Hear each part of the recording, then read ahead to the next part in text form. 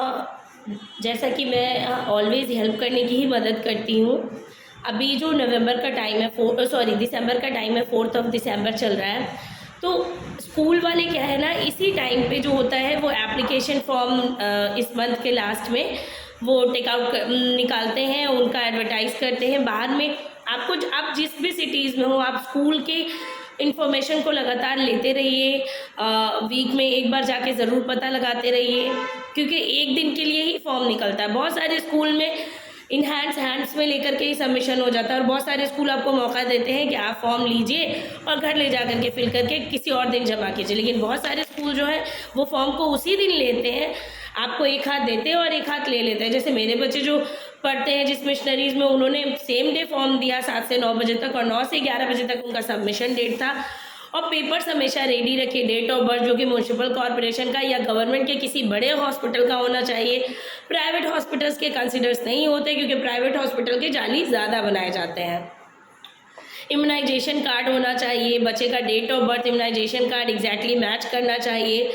उसके बाद अदरवाइज़ आपकी बहुत सारी चीज़ें, आपका आधार कार्ड आपकी लोकेलिटी 2 किलोमीटर सराउंड होनी चाहिए। आपका आधार आपके हस्बैंड वाइफ दोनों का अगर आप आधार लगाएं तो ज़्यादा बेटर है। अगर आप क्रिश्चियन हैं तो आप अपना मिशनरीज सर्टिफिकेट लगा सकते हैं। अदरवाइज़ आप कास्टिज्म में आते हैं, BC1 BC2, तो वो सर्टिफिकेट लगा सकते हैं। और जनरल है तो नो इशू, कोई सर्टिफिकेट लगाने की आपको ज़रूरत नहीं है। बस इतनी चीज़ें आपको कंप्लीट करके देनी होती हैं अपने बच्चे को। ओरल, अगर वो मॉन्टेसरी के लिए अप्लाई करा, मॉन्टेसरी 1 यानी जिसे हम नर्सरी बोलते हैं, तो उसके लिए आपको क्या करना होगा, उसके लिए बस ओरल स्ट्रॉन्ग होना चाहिए। कॉन्वर्सेशन के question, name, father's name, brothers, how many brothers do you have, how many sister do you have, in which class do you study, where do you live, who are you।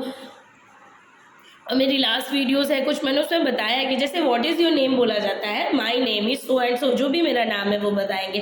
What is your father's name, उसमें क्या करना है, my name is mister so and so, mister लगाना है। Mother name में Mrs लगाना है, mother name में मिसेज लगाना है। तो उस चीज़ का बहुत ख्याल रखना है कि कैसे आप उस चीज़ को प्रोनाउंस करें। और अगर मॉन्टेसरी 2 की बात है तो बच्चे को कहीं से भी रैंडमली उठा करके पूछा जा सकता है, 12 की स्पेलिंग बताइए, 13 की स्पेलिंग लिख के दिखाइए, राइट योर नेम, अपना नेम लिख करके दिखाइए।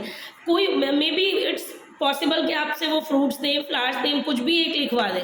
तो अगर मॉन्टेसरी 2 यानी LKG के लिए आप एडमिशन फॉर्म अप्लाई करना चाहते हैं तो आपको रिटन भी आना चाहिए, आपके बच्चे में रिटन पावर भी स्ट्रांग होना चाहिए। तो वर्क करें उस पर, क्योंकि फॉर्म जाहिर है अभी निकलेगा, लेकिन सबमिशन जो होता है वो जनवरी के बाद ही होता है। जनवरी के बाद यानी फरवरी में ही सबमिशन होता है या जनवरी के लास्ट में होता है। तो उसके लिए प्रिपेयर करें बच्चों को, वो बहुत ही ज़्यादा ज़रूरी है। और मॉन्टेसरी के लिए सिर्फ ओरल।